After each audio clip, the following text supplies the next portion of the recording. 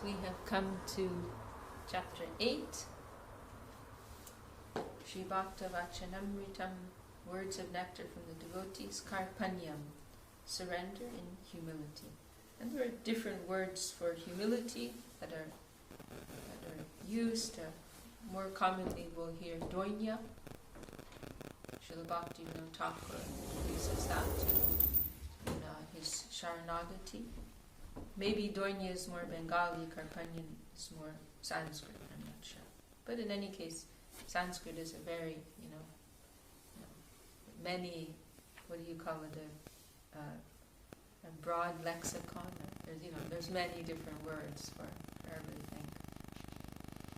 So this is the last of these 6 limbs of surrender. We're moving through the text. And then after this, there's 2 concluding chapters. These are all words from the devotees, and the next chapter is words from the Lord Himself, reassuring His devotees, which is very beautiful. And then there's a short concluding chapter by Srila Sridhar Maharaj. And this subject of humility, this is very, very important. And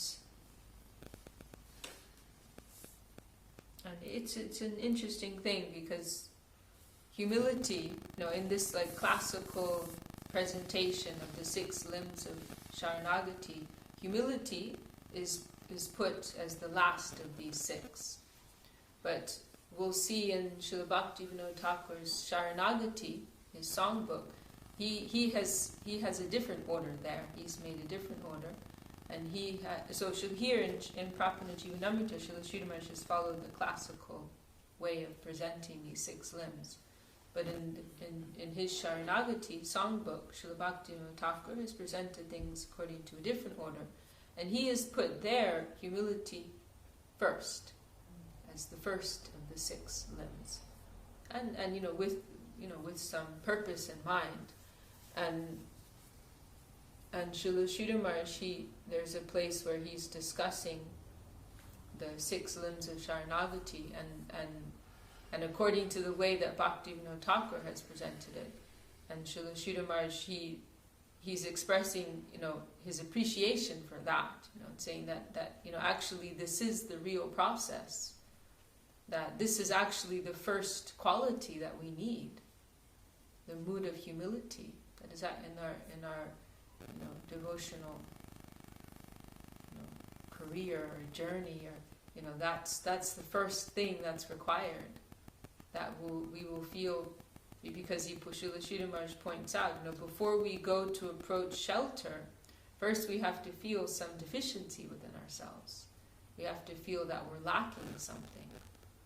If we're already feeling full, complete, we have everything, then there's no necessity. We won't ask for shelter. So he points out this is the first feeling. That feeling of lowliness, humility, deficiency, that will move us to seek shelter. And also, and this is something Srila Sridhar Maharaj speaks of many times, it is that feeling of humility that will attract grace, that will attract divine grace, divine mercy to us. And sometimes Srila Sridhar Maharaj speaks of this in terms of, hello little friend, come and join us. Coming to listen. Can I come in? So sometimes we'll see Srila Sridhar Maharaj speaks of this in terms of the negative and the positive. Not negative as in being depressed, but in more of a scientific way. That the negative and the will attract the positive. So that feeling of emptiness within ourselves, that will attract the flow of divine mercy. And it's also some healthy humility. It indicates we have a realistic conception of who and what we are right now. If we just have some basic sambandha gyan meaning knowledge of what's our position within the environment now.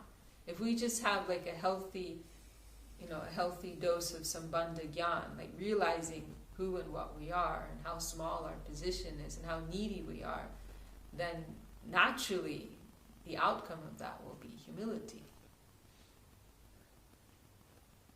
If we understand, what an uncertain position we are in, how helpless we actually are, because we are. It's just a question of whether we're aware of it or not. So if we just have some clarity about our real position, then naturally we'll feel humility. And that's also an interesting point, because we can make a distinction between these two kinds of humility. Humility that comes out of our just having a realistic assessment of where we are right now and all the things that we're dealing with, all of our anarthas and so on and so forth. But then there's a higher type of humility. And this is what's interesting, because actually humility, it's appropriate both as the first limb of Sharanagati as well as the last. Because there's a higher type of humility that comes out of the hearts of the devotees that's only possible due to a deep connection with the Lord. So Srila Sridhar Maharaj has also discussed humility in this way, that he's given this definition of humility. Humility is the outcome of proximity to greatness. So the more deeply you're connected with some high, some wonderful, some extraordinary thing, to that extent you will feel yourself to be lowly.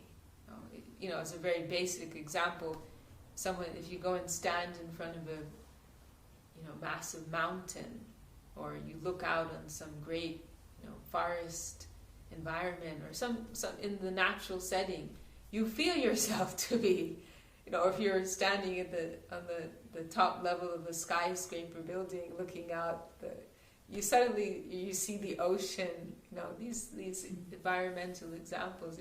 You feel yourself, oh, I'm so small actually.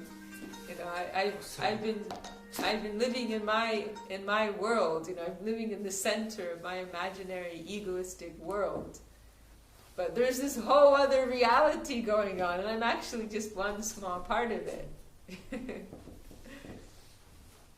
So in the same way, to the extent that we have appreciation for who the Lord is, how wonderful He is, His qualities, His devotees, that whole wonderful plane of existence, to that extent we'll feel ourselves to be correspondingly small. And so we find, very extreme expressions that some of the great devotees have made. And what it actually is it's just an indication of how deeply they're immersed in the positive side. So Srila Kaviraj Goswami is describing himself in the most painful way.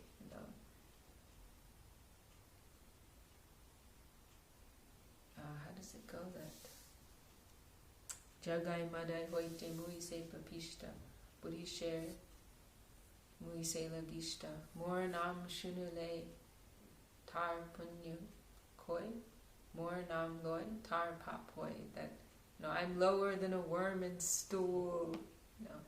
I'm more sinful than Jagai and Madai. If you hear my name, all of your punya, all of your piety, it will be lost if you just hear my name. And if you speak my name, you'll be ruined. You will incur some sin, some pop. How can he say something like that? How can he say that? But what it really is, it's just showing how deeply he's connected with this plane of purity, of absolute purity, that he feels himself to be impure. And if we look at these examples of of ourselves or persons being exposed to the beauty and the grandeur of the natural environment, that feeling, it's not a bad feeling. When you that feeling of humility, it's actually a wonderful feeling. You know, to feel that you're very small in front of this most wonderful and great thing. It's actually a wonderful feeling. It's not like, oh, I feel so bad about myself. So like these expressions of Kaviraj Goswami and other Vaishnavas, it's easy to misunderstand them and think they have a case of bad self-esteem, or but it's actually like they're so happily, feeling the connection of this greater and most wonderful thing that they're happily feeling very insignificant next to that. And we're fortunate because we had some tangible experience of that with Srila Gurudev. We actually experienced that it was a happy thing to feel insignificant. It was a dignified thing to be engaged in even the smallest service for him. People would fight over being able to hold the door open for him, or make some tea for him, or whatever. How is that possible? They're considering. We all felt like that. Even the smallest service in connection with him was the most enviable thing, the most desirable thing. To be chastised by him, to be corrected by him, that was seen as like an exclusive privilege, that you'd only get if you were really special.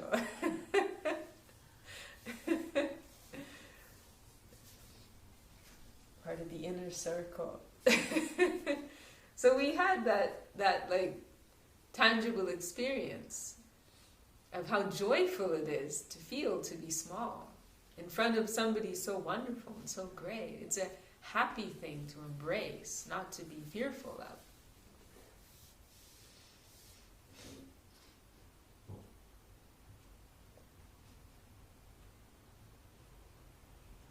So,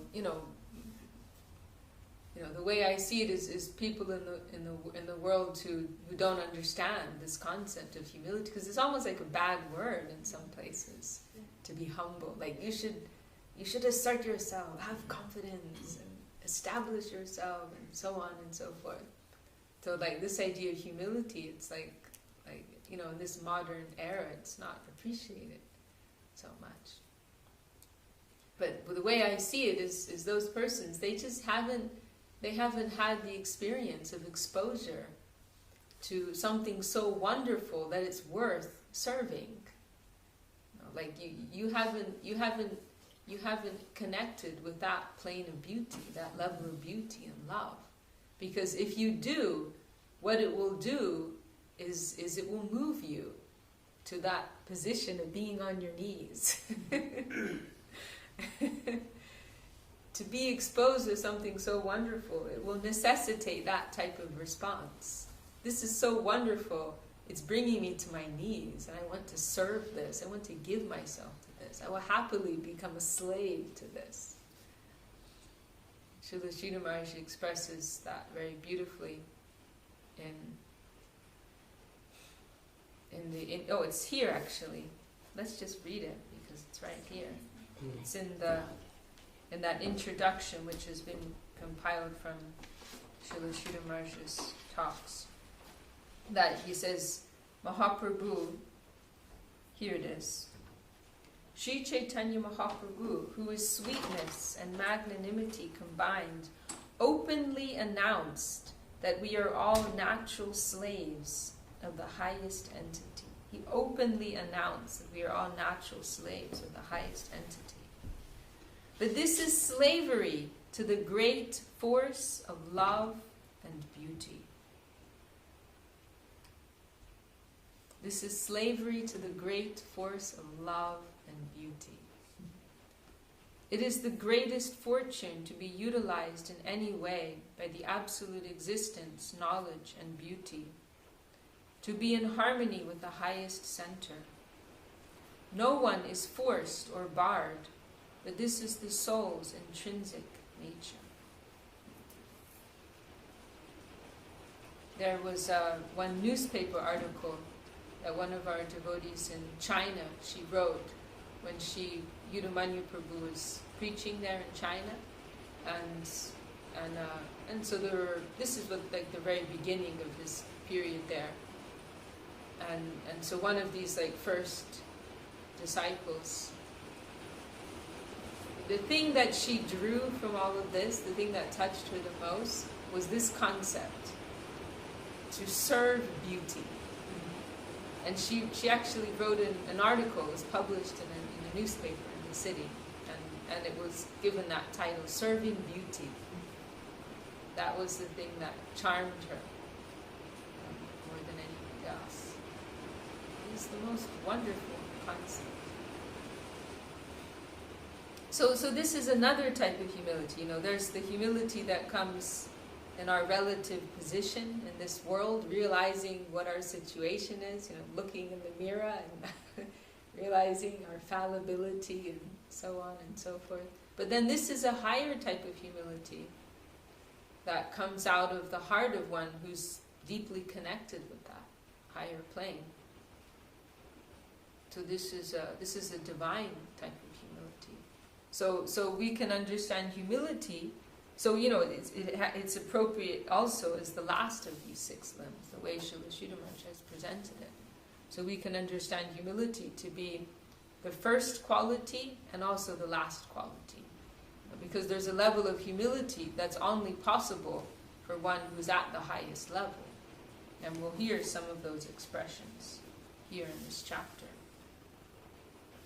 And also, I wish I'd brought it with me, because maybe tomorrow. But in Brihad Bhagavatamrita, this work by Sanatana Goswami, there's a very wonderful section where Sanatana Goswami is discussing humility. And he makes this wonderful analysis, and he says that, Srila Sanatana Goswami, he says that humility and prema, divine love, they have this, I don't know what the right word is, a symbiotic relationship, but that they have this like a cyclical, I don't know what the right word is, but they feed each other. Maybe one of you can say that. Would you call it symbiotic? Or yeah, no? yeah. I mean, I was going to say that because I read this thing, somebody said this thing about the 5th house in astrology, is that there's humility there, and out of humility comes love. Uh-huh. Not really? as a prior cause, but sort of enables love. Uh-huh. Yeah, anyway. But Interesting. just that, yeah. Well, what he says there in Brihad Bhagavatamrita is that humility, what was the word you used? Enables love. Yeah. And also love enables humility. Yeah. He says it like that humility feeds love and love feeds humility. So they have this like circular type of relationship.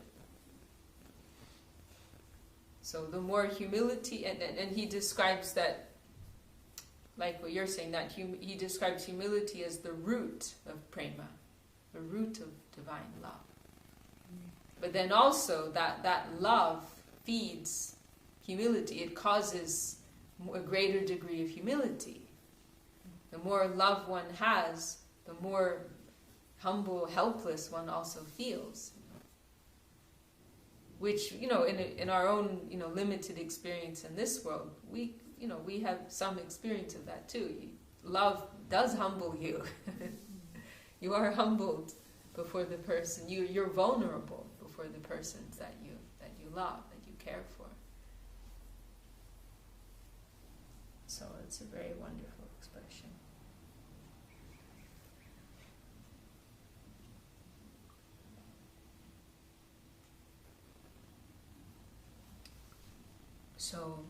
So we'll see, and so this in this chapter, as we were mentioning in previous chapters, we see like the way Srila Sridhar Maharaj has selected these verses and ordered them. It's in a very particular way, and so we see from more of a general feeling of humility and also like this point we were making, this more human type of humility is like starting out more like that, like realizing our fallen condition type of humility. But then at the end, we find the highest expressions that are come from the hearts of the highest servitors of the Lord, the most intimate servitors of the Lord, in His eternal plane of divine play,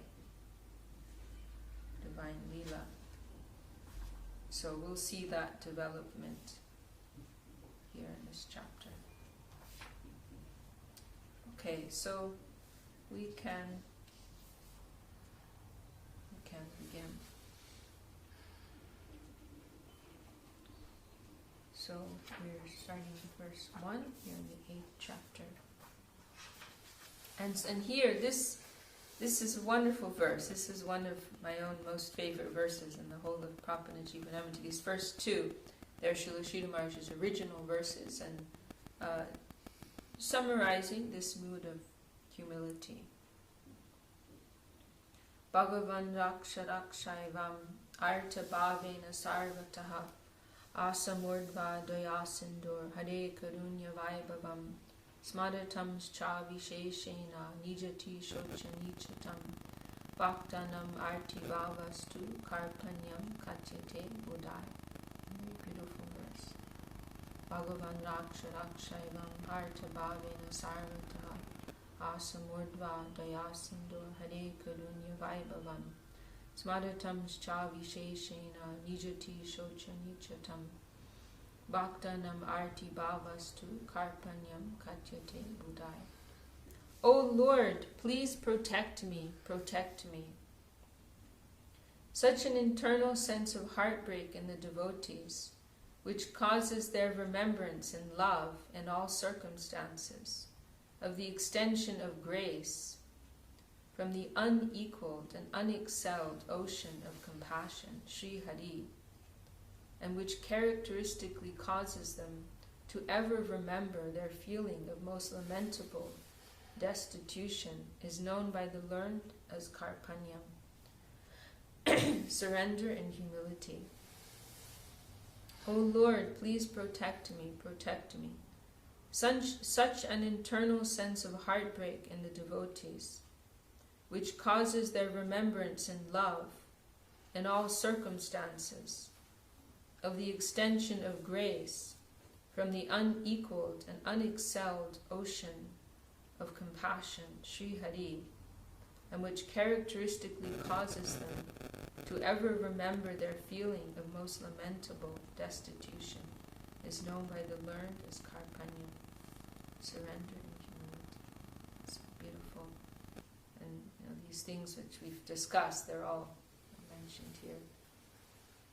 In their love and appreciation for the Lord and His wonderful qualities, then this feeling of the heart is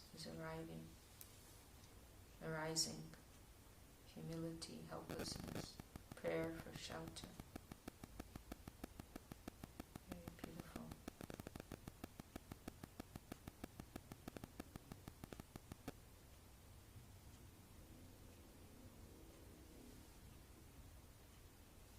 Okay, we'll go to the next verse. And this verse is the second verse of the Shikshashtakam, of Mahaprabhu's 8 verses of instruction. So it's a very important verse for us. Shri Krishna Nama Sarupasya Parama Pavanatvam Jivasya Dordaivancha. The holy name of the Lord is the supreme purifier, yet the soul's misfortune is to deny it. Nam nama kai bahuda nija sarva shaktis tacharpita niyamata smarane na kala itajishi tava pipa bhagavan mamapi dordaivam ijisham ihajani nanuraga. So this is spoken by Sri Chaitanya Mahaprabhu himself. O Lord, your holy name bestows all the good fortune of the soul. And this is why you have revealed your many different names, such as Krishna and Govinda. You have offered all your transcendental potency in your holy name, without initiating any scriptural or philosophical hard and fast rules and regulations concerning time, place, or circumstance, to be observed in chanting it. Dear Lord, in this way you have given your mercy to the living entity by making your name so easily available. And yet my misfortune in the form of offense, nama parad, does not allow love for that merciful name to be born within my heart. So within the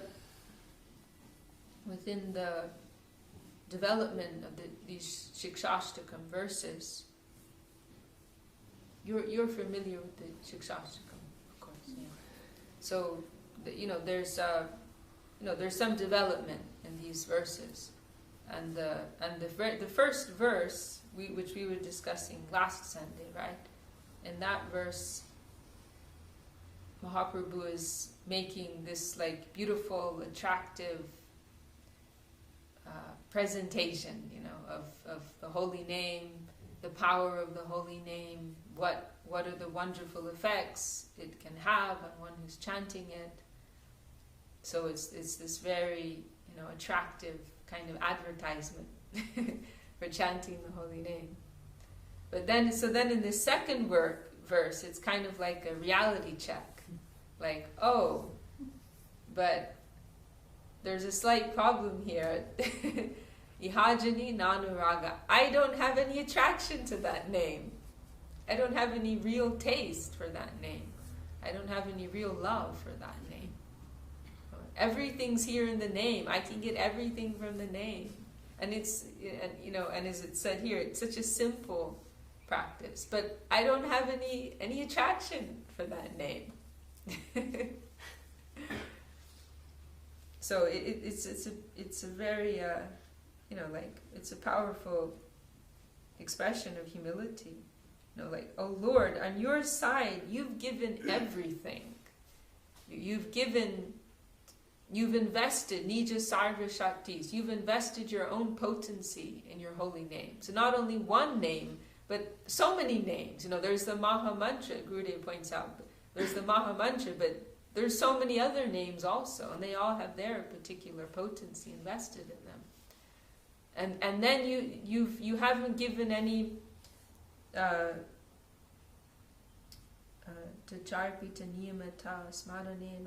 you haven't given any like hard and fast rules about how they should be chanted, when they should be chanted, by who they should be chanted.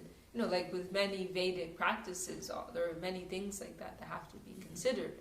But in the chanting of your name, literally any time, any place, any person can chant. There's no restriction. So on your side, you've given everything. You are so merciful. But what is my condition? I don't have any taste. I don't want it. You're giving it to me freely, but I don't want it. And then this word here, Durdaiva. Durdaiva means my misfortune. So Mahaprabhu is expressing, why am I not able to feel attraction? That is my misfortune. And then Srila Bhaktivinoda Thakur explains, and that's how it's put here, it is due to offenses, due to our materialistic conception of life.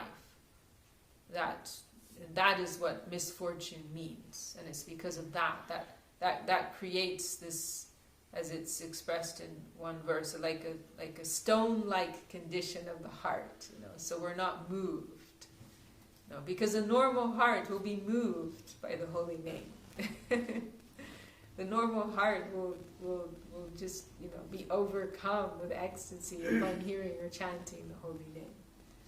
But because our heart has this stone-like condition, as a result of our material conception, then that is why we are in this state, not feeling this attraction. Otherwise, we would just be overcome. Srila Rupa Goswami, he expresses like the normal feeling. Tunde tandavinida timbitanute tundavali labde karna kroda kadambini gatayate karna bude vyaspriham Cheta Prangini. What is it? Cheta Prangini. No jane janita ki adbir amritai krishneti varnadvai. He's expressing, when that name enters my ears, I think 2 ears are not enough.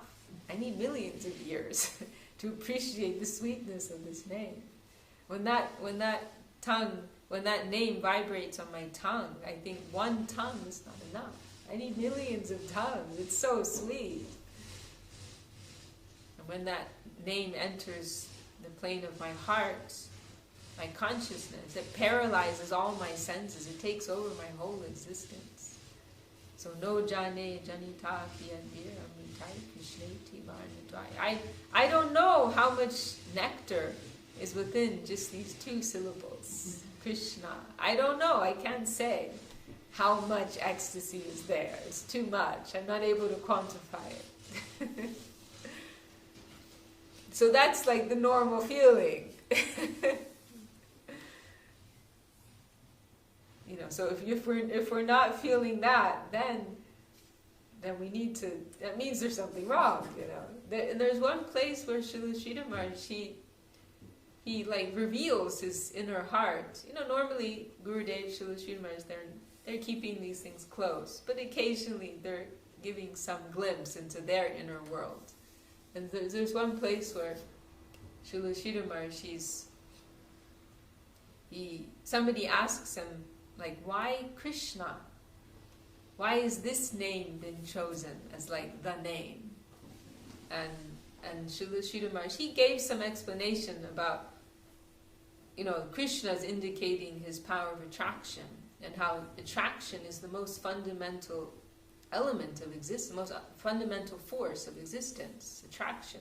Everything's moving on the basis of attraction. If you look at in the cosmos how the planets are moving, it's on the basis of attraction. So he gave some explanation about that. And then he spoke from more of a personal point of view, and he said, when I hear the name Krishna, every nerve is attracted. Every nerve is moved, is attracted by that. Just gives us like some tiny hint, like what his experience of reality is.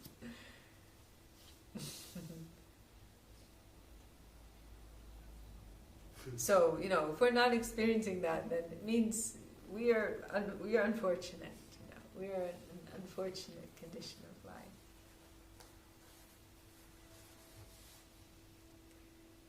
So this expression of humility is here, this like reality check, what's my position now?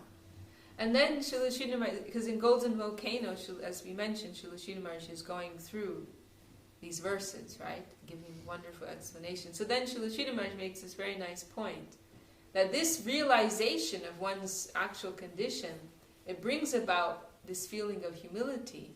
But it is that feeling of humility that will actually make us qualified to chant the name.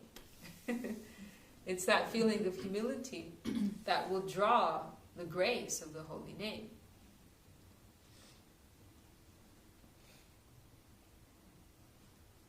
Which is, it is an indispensable, mood in the heart if we want to attract grace.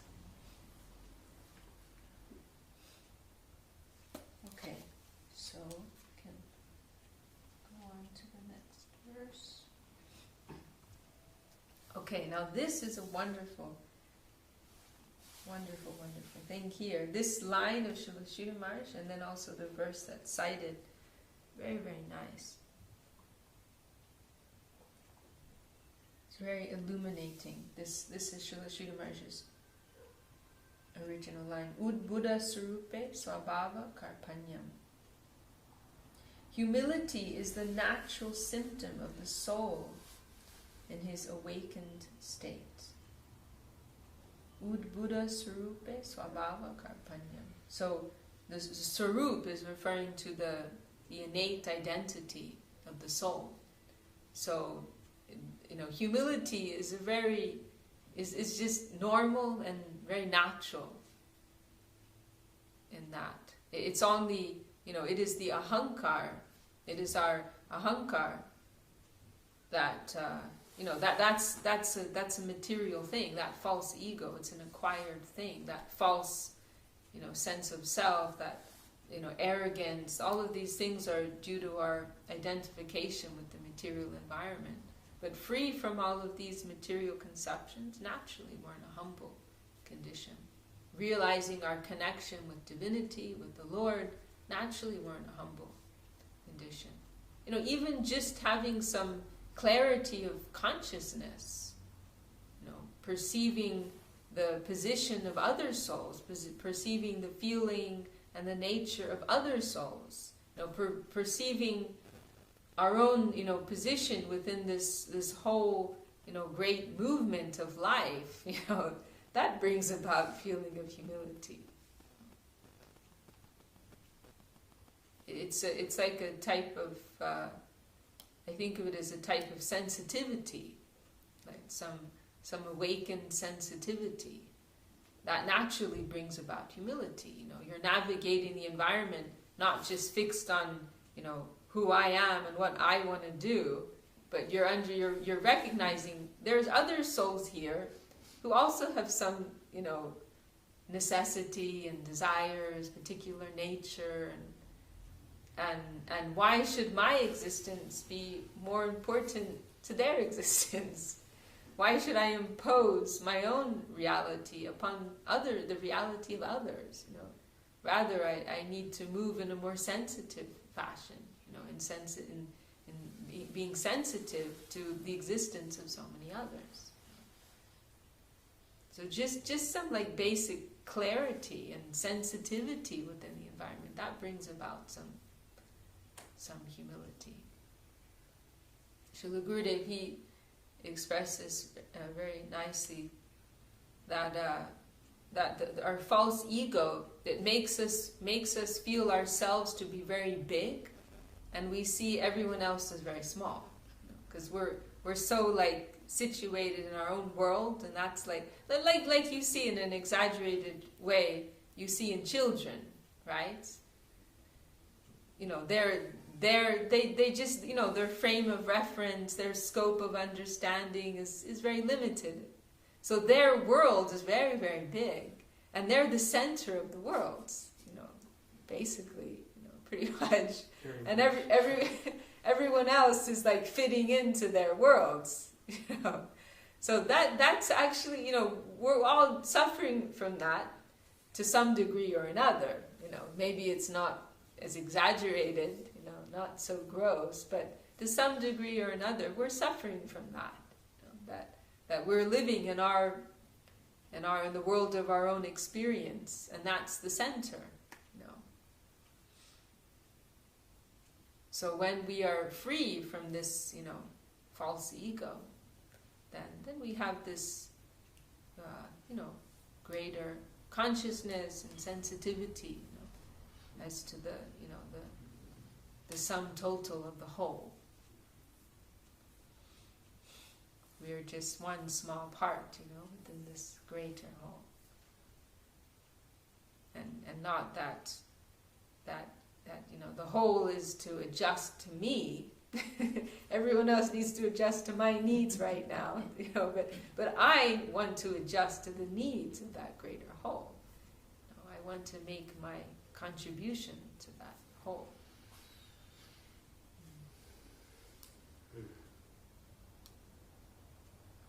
It's so, it's so instructive observing interaction with children, actually, because it's like you can see like a microcosm of the human condition in a very like clear and exaggerated way.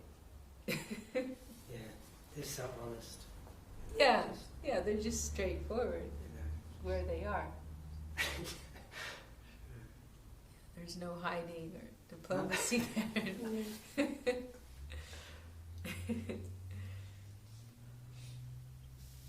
I like that thing with children as well.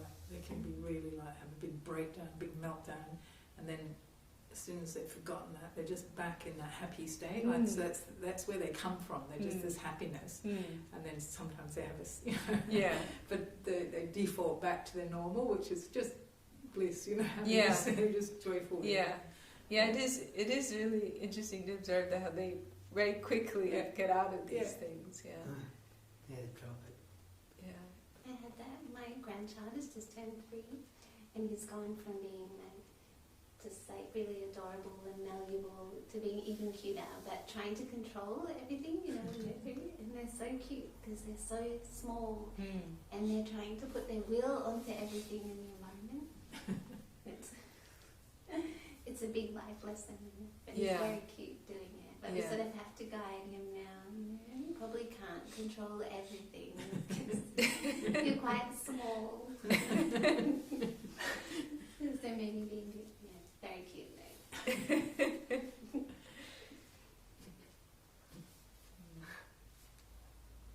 It's very, very interesting.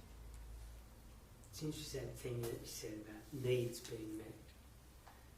I mean, if their needs are met, they're so much happier. So much nicer to be with.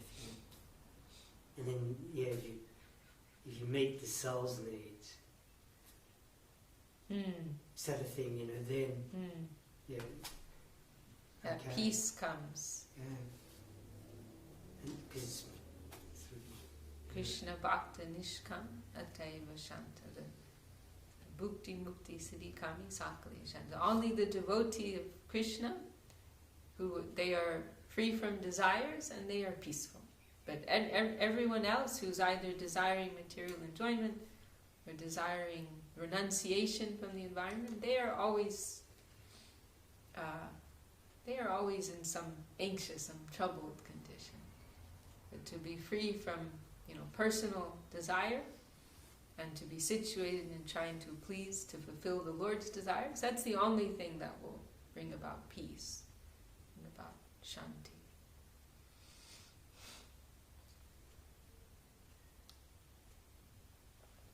I had one really, really nice experience, just like observing the behavior of children, and maybe we're going a little off topic now, but it's an interesting topic. One little girl in Brazil, I was there for a few days, and we had these late night programs because it had to be after work, after everyone was working. So one night we went to I think it was after 10 p.m., maybe 10:30, and this girl's maybe 5 or 6, like that, and then she just started to go in this very funny mood, laughing and dancing and spinning around and just very silly, and I was really impressed, and I comment to the parents, normally I see with children when they're tired, or what did I say? I think I just said why is she acting like this or something? And they said she does that when she's tired. And I was really struck because normally with children, when they're tired, they start to get irritable, in a bad mood. If they're tired or they're hungry, they might start crying or whining, making trouble. So I found it very interesting that her response to that was to be happy, to be silly, and so it struck me how we have choices as to how we respond to situations. Our responses to the environment, that's actually under our control. We choose that. Maybe it's a troubling situation, but it's a choice to become disturbed. We can also choose to be positive and optimistic about it. It is very interesting observing.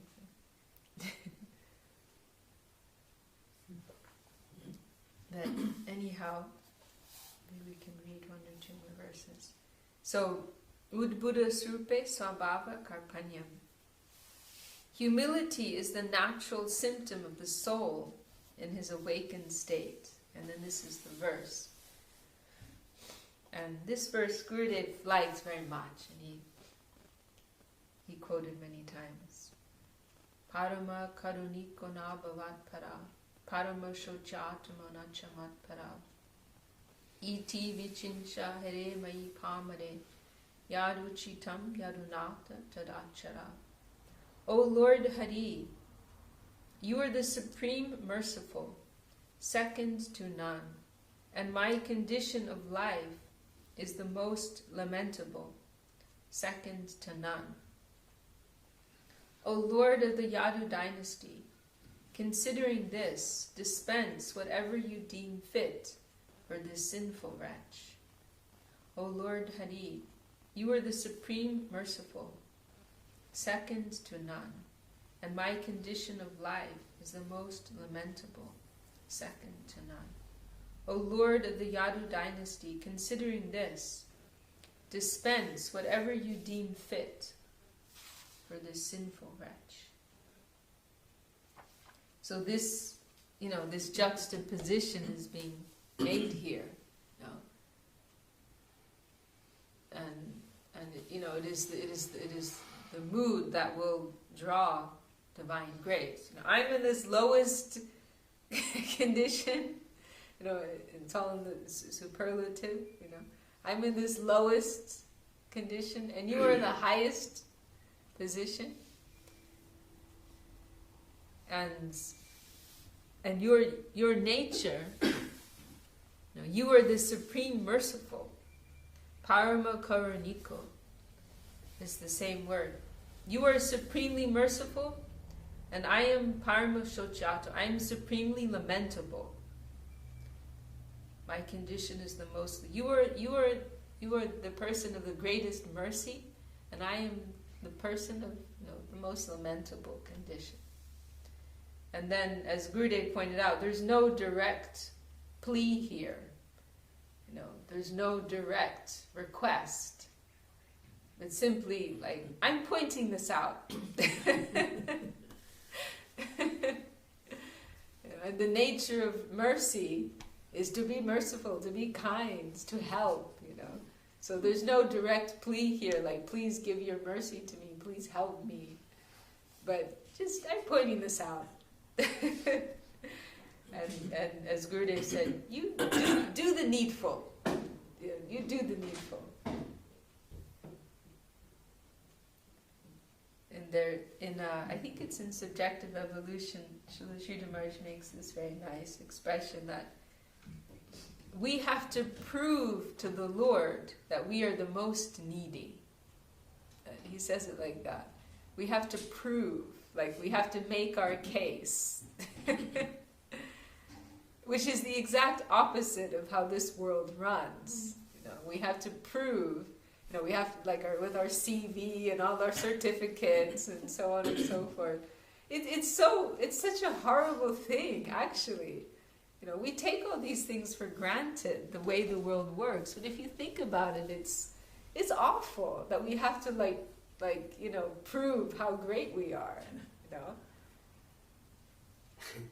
That's how the world runs. Otherwise, you won't get anywhere. You have to promote yourself. People talk about it, promoting yourself. It's just like a normal thing. It's actually really sad. That's how the world works. It's tough out there. Yeah. When I watch the birds, because everyone says, "Oh, free as a bird," but when I watch how their life, it's really tough in the bird world. Mm-hmm. Really tough. And survival of the fittest. Oh, yeah. I mean, it's great too. It's also great, but it's tough. But it's the same. I mean, that same mood that you see. It's the same in the human species. Maybe in less of a gross way. That's that spirit of competition for resources and so on. It's there in the human condition, in more of a sophisticated way. Srila Sridhar Maharaj expresses it. We're sort of equals. Whereas in the bird world, there's this kind of bird is definitely on top of that kind of bird. Well, it's like that. It's just humans as well. Yeah, but then they've got no chance. You know what I mean?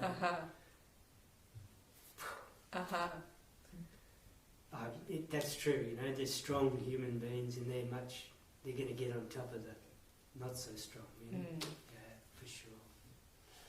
Jivo jivasya jivanam. The one living entity is food for another living entity in this world. Our existence depends upon the exploitation of others. You know, that's the reality of this world. We can't breathe without destroying living entities. We can't eat without destroying living entities. We can't take one step without creating some devastation in the environment, whether it's subtle or gross. That's the very, as Srila Sridhar Maharaj says in one place, that's how filthy this world is, that you actually cannot avoid it. Even if you consciously want to, you can't. You can't live without making some disturbance in the environment upon others, imposing upon others. You can't actually avoid it. That's why the only solution is Krishna Bhakti. To consciously, connect everything with that higher plane. The food that we eat. If you think about it, like how much energy has gone behind, like everything that you're very conscious people, you know about these things. But in general, we don't think about these things. This apple that you're eating, what type of labor? How many vehicles has it been transported on to get to you? The plastic that it's wrapped in. The mobile phone you're using. What level of exploitation is behind that? So the only solution, is to offer everything up, and in that way, everything gets uplifted in that. Everyone's energy will be properly situated, and everyone will have some upliftment in that transaction if it's connected to the Lord. That, if we're offering some vegetables, and everyone whose energy went into producing that, those vegetables themselves who are actually conscious entities, and we ourselves take the prasadam, with the connection of the Lord, then everyone's uplifted. But otherwise, it's all the currents all taking us down. So, like there are some groups like the Jains in India, they'll wear these masks, right, to try to minimize. And okay, we can appreciate that. But the thing is that you can't. You can't. You can try to minimize it, but you can't avoid it. And this is what I say to the vegans as well. That you're concerned about killing animals and so on and so forth. And we can appreciate that. But what about the vegetables?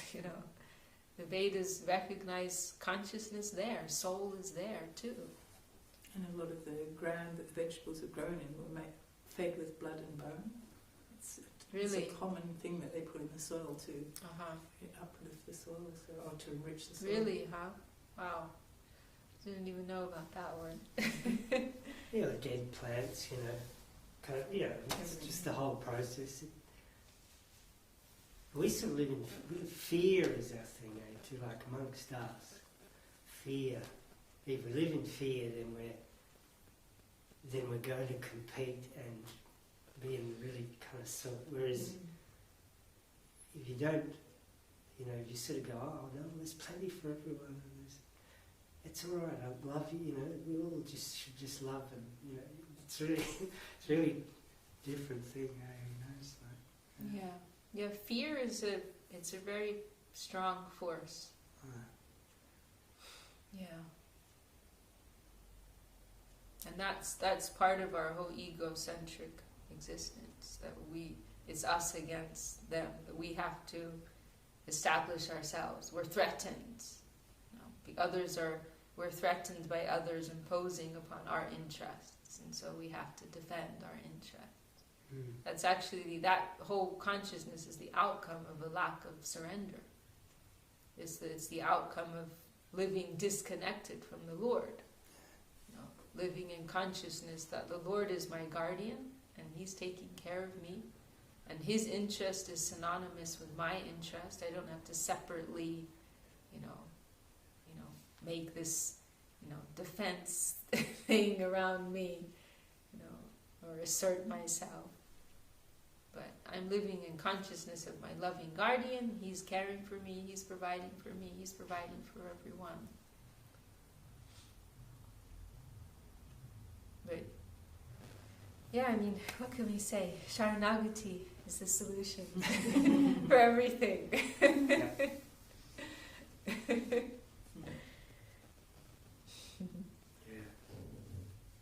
Takes you above it all.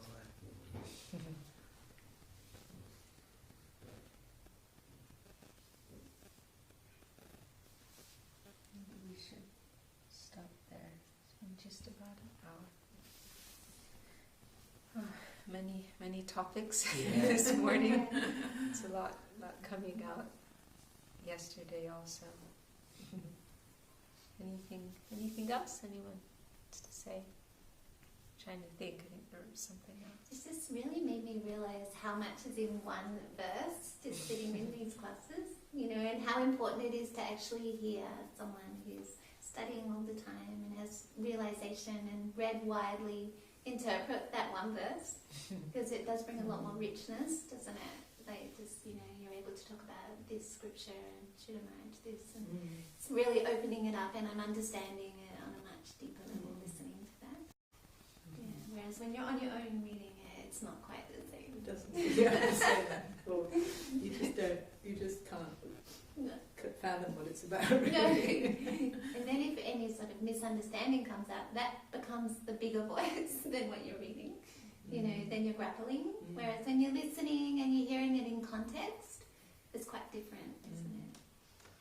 Yeah, so. For me too, if I'm just sitting and reading by myself, it's not the same, No. But when I'm, when we're sharing like this in discussion, then I'm remembering, because of, your desire and eagerness, then this flow is coming, and I'm remembering, Gurudev said this, and Srila Sridhar said this, and I read this there, then there's like this flow that's created. But if it's just, me, then it's not the same also. So it's also very, very nice for me. And also just to take that dedicated time where you're focusing and you're not allowing your mind to jump here and jump there and write that email and check this. And So true.